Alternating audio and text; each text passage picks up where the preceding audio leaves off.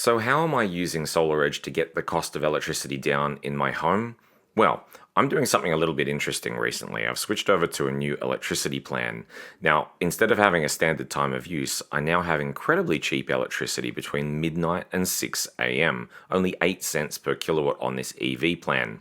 So what I've done is I've told SolarEdge that the rest of the time, the other 18 hours a day, is a peak period, and I've turned on time of use. So how do we do that? We jump into my SolarEdge, we go into our battery modes down the bottom on the battery tab, and I've got time of use enabled on my site.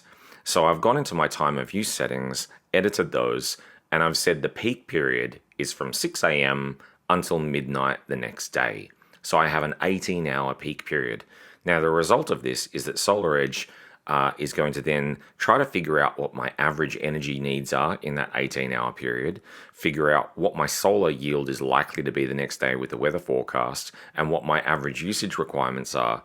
And it's then going to run my house off electricity from sustainable sources during that 18-hour window. But if it has to top up off grid, off peak, then it will do that between midnight and 6 a.m. So you can see here as I go through the day, every day I'm basically completely grid independent between 6 a.m. and midnight. However, as it approaches 6 a.m., the system's making a judgment call and saying, hey, you might need a little bit of a battery top up. And so in that final hour leading up to 6, or the hour or 2 hours leading up to 6, I'm often seeing a little bit of an AC charge, a grid charge into my battery to make sure I've got enough energy to get through the next day.